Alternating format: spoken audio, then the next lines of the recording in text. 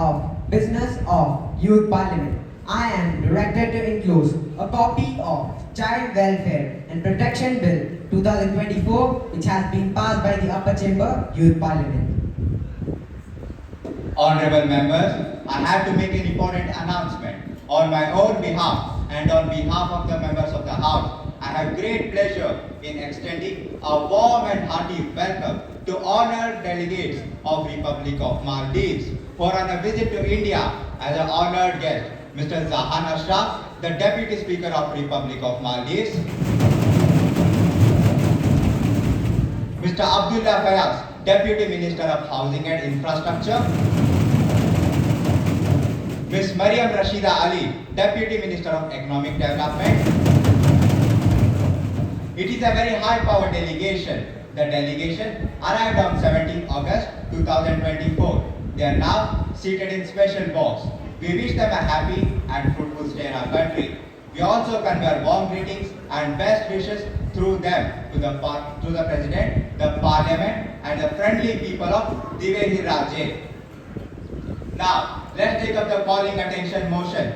Srimati Afia and Shriman Vijay Kartik to call the attention of Minister of Personal, Public Grievances and Pension. Srimati Afia. कहा तो तय था चिरागा हर एक घर के लिए, कहा चिरागा मैसा नहीं शहर के लिए. Honorable Speaker, I would like to bring to the attention of Minister of Education regarding the integrity and credibility of all India-based exams, which have come under severe scrutiny, playing havoc with the students' career. Honorable Speaker, before I dwell into the chaotic situations of the education system, let me remind the members that we, the opposition members, stand along with my ruling party members, not merely as individuals, but as a proud citizen of a nation who shared the history of Nalanda and Takshashila. But today, I am pained to see the youth of our nation standing helpless. India's examination system is in chaos. To be clear, cheating and paper leaks have long plagued our examination systems. But now, the major exams managed by the National Testing Agency, that is NTA, appears compromised. In the past months, any paper leaks and manipulated marks in these exams have put the future of 3.5 million aspirants at risk. I repeat, 3.5 million aspirants.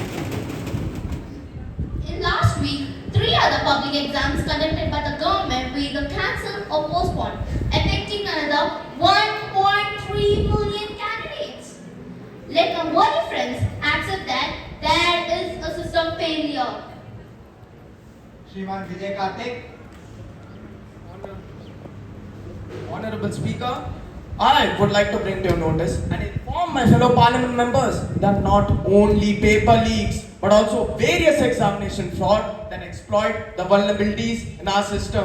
Recently, we have heard of certificate tampering. I am surprised that even the highest exam of this country is compromised, producing false certificates, devalues genuine qualifications, and puts undeserving candidates ahead of deserving ones.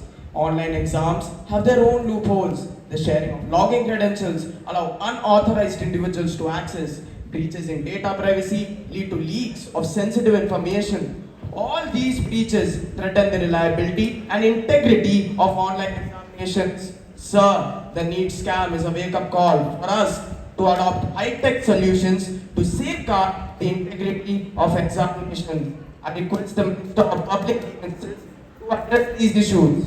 Thank you, Speaker, sir. Honorable Minister of Personal, Public Grievances and Pension to answer. Honorable Speaker, sir, we respect and understand the grievances of our youth.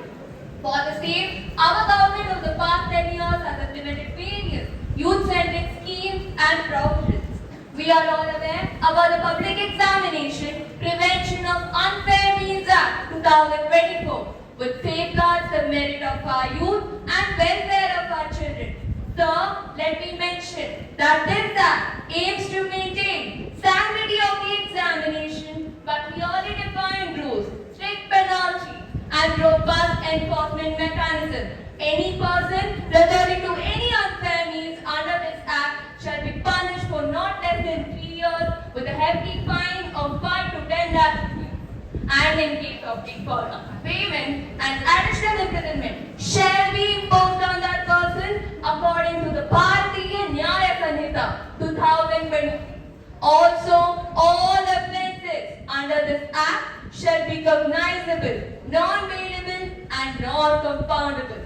So, we ensure that this act will be implemented strictly with regard to the shortcoming of NEET and other public examination. Thank you, Speaker sir. Now, Srimati Akansha Yadav and Aditya Kumar to call the attention of Minister of Education, Srimati Akansha Yadav. माननीय महोदय, जैसा कि सभा में बैठे सभी लोगों को पता होगा कि हमारे देश में कुछ ऐसे एग्जाम्स होते हैं जो एग्जाम देने वालों के लिए ही नहीं बल्कि उनके पूरे परिवार की किस्मत बदलने की क्षमता रखते हैं। ऐसे पेपर्स के लिए बच्चे दिन रात मेहनत करते हैं। उन बच्चों को ना जाने टेंशन, एंजाइटी, यहाँ तक कि डिप्रेशन से गुजरना पड़ता है। वह जो उनका लक्ष्य होता है ना, वह बुरे सपने में बदल जाता है जब थोड़े से मार्क्स, बस थोड़े से मार्क्स से उनका कट ऑफ छूट जाता है। और ऐसा ही कुछ हुआ है इस साल के नीट की कट ऑफ की वजह से। अचानक इस बार कट ऑफ बहुत ज्यादा हो गया है और तो और कुछ बच्चों के ऐसे अंक आए हैं जो गणितीय रूप से संभव ही नहीं है। और ये भी सुनिए, एक ही सेंटर में करीबन 8 लोगों के परफेक्ट स्कोर आए हैं। सवाल सिर्फ एक नीट रिजल्ट्स का नहीं है, पूरे एग्जामिनेशन सिस्टम का है, जो यहाँ पे कोई माने या ना माने बहुत समय से भ्रष्टाचार, लीक और स्कैम से घिरा हुआ है। यह पूरे देश के भविष्य के लिए सवाल है, फ्यूचर डॉक्टर्स का सवाल है, फ्यूचर इंजीनियर्स का सवाल है और फेयर अपॉर्चुनिटी का मैटर है ये। आप ही बताइए महोदय, अभी अभी तो दिल्ली एयरपोर्ट की छत गिरी थी ना, और अगर ऐसी ही तरकीबों से बच्चे भविष्य में इंजीनियर भी बनने लगे ना, तो ना जाने और कितनी छतें गिरेंगी देश की। इसलिए मैं पूछती हूँ, क्यों हो रहा है छात्रों के भविष्य के साथ खिलवाड़? जिन युवाओं को बढ़ते भारत का सूत्रधार बनना था, आज वह अपने किरदार को लेके भ्रम के साए में पड़ गए हैं। और परेशानी की बात तो यह है कि यह साया दिन प्रतिदिन बढ़ता जा रहा है महोदय। धन्यवाद। श्रीमान आदित्य कुमार। माननीय महोदय, शिक्षा किसी भी देश के विकास की रीढ़ होती है और परीक्षा उसका महत्वपूर्ण अंग है। लेकिन एक रिपोर्ट के अनुसार देश की कई महत्वपूर्ण परीक्षाओं के प्रश्न पत्र लाखों रुपए में बेचे गए और कई कोचिंग संस्थान जांच के दायरे में हैं। माना जाता है कि ऐसी कोचिंग संस्थान और पेपर लीक समूह के बीच संबंध अक्सर आपसी लाभ वाले होते हैं। माननीय महोदय, यह न केवल परीक्षाओं की ईमानदारी को कमजोर करता है बल्कि ईमानदार छात्रों के साथ अन्याय भी करता है। महोदय, ध्यान देने वाली बात तो यह है कि ऐसी कोचिंग संस्थानों की संख्या में काफी वृद्धि हुई है। ये संस्थान शिक्षा के क्षेत्र का एक महत्वपूर्ण हिस्सा बन गए हैं। ये संस्थान सीख लेकर सफलता की गारंटी का वादा करते हैं और छात्रों व अभिभावकों की हताशा का फायदा उठाते हैं। महोदय, दिल्ली के एक ऐसे ही कोचिंग सेंटर में घटी हृदय विदारक घटना ऐसे शिक्षा के सौदागरों पर गंभीर सवाल खड़ा करती है। इन मासूमों की जान का जिम्मेदार कौन है? सरकार क्या कदम उठा रही है?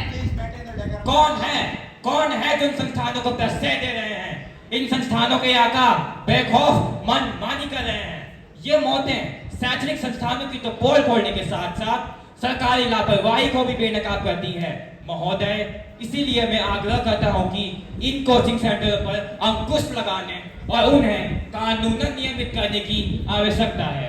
धन्यवाद महोदय। Minister of Education to answer. Sir, we understand and respect opponent's concern regarding the credibility of conducting all India-based exams. Honorable Speaker, sir, we have formed high-level committee to study the functioning of NTA. All the cases have been handed to CBI, and we ensure you that no one who is guilty will be spared. To address the various challenges mentioned by my opposition members, I would like to say that we will adopt advanced artificial intelligence technologies like machine learning, natural language processing, and more. All of these will reduce the risk of paper leak. With regard to coaching culture, NEP focuses on formative assessment rather than summative assessment. And we will legally verify these coaching classes. If they are shown to be false, we will get them banned. In order to help students practice well for examinations like NEET and JEE, we have launched mobile apps like National Test Abhyas.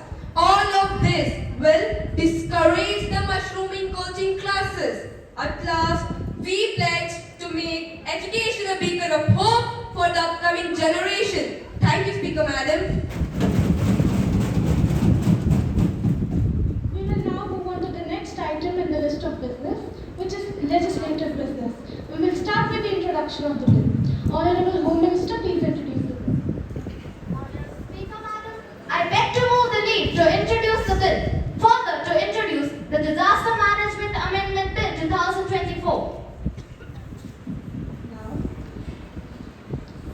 The Disaster Management Bill 2024 to be implemented in 2024.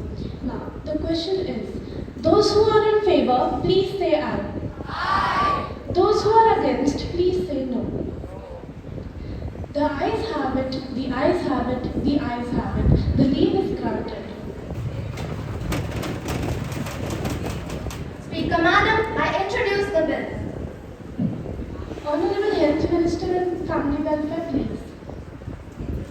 Honorable Speaker Ma'am, I beg to move for leave to introduce the bill. The bill introducing healthcare facilities as a fundamental right under Article 21 of the Indian Constitution, or the Right to Health Bill 2024. महोदया, स्वास्थ्य का अधिकार तो हमेशा से भारतीय संविधान के अनुच्छेद 21 के तहत एक अभिन्न अंग रहा है। सरकार द्वारा संचालित अस्पताल और अन्य स्वास्थ्य केंद्र हमेशा से लोगों को कम लागतों पर स्वास्थ्य सेवाएं प्रदान करते रहे हैं, परंतु अभी भी इस बिल में बहुत सारे सुधारों की गुंजाइश है। बीते सालों में आई कोरोना जैसी त्रासदी ने हमें गहरे जख्मों के साथ साथ सबक भी दिए हैं, और अब हम आप सभी के सहयोग से अपने स्वास्थ्य व्यवस्था के किले को इतना अभेद बना देना चाहते हैं ताकि अगर भविष्य में रब न करे वापस हमारे देश पर कोई कोरोना जैसा संकट आए तो हमारे देश की स्वास्थ्य व्यवस्था की चौखट ना दाम पाए। महोदया, अंत में मैं आप सभी को बताना चाहूंगा हमारे इस बिल से आने वाले बदलावों के बारे में।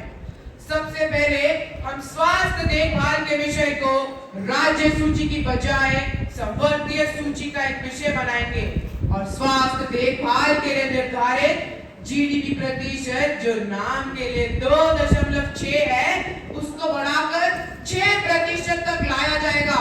अंत में केंद्र द्वारा संचालित एक नई संस्था का गठन करवाया जाएगा ताकि भारत का प्रत्येक नागरिक इन योजनाओं के बारे में जागरूक बन सके। Concluding this, I would like to tell you all some beautiful words by Dr. Muhammad Iqbal, and I quote in original. हुस्ने तदबीर से जाग उठते हैं कौमों के नसीब, हुस्ने तदबीर से जाग उठते हैं कौमों के नसीब, कभी तकदीर बदलती नहीं अरमानों से। This means that just by words or emotions you cannot change the fate of the nation. To change it, work is required. Thank you, ma'am. Now, the House will take into consideration of the Bill of Right to Health 2024. Srimati Soumya Singh. Honorable Speaker, I am in the favor of this motion, and I would like to say that there are many reasons due to which we should make health a fundamental right. Article 21 is all about protection of life and personal liberty. It says that government is obliged to provide quality healthcare services to all citizens, and right to health is an integral part under Article 21 of Indian Constitution. The right to health for all people means that everyone should have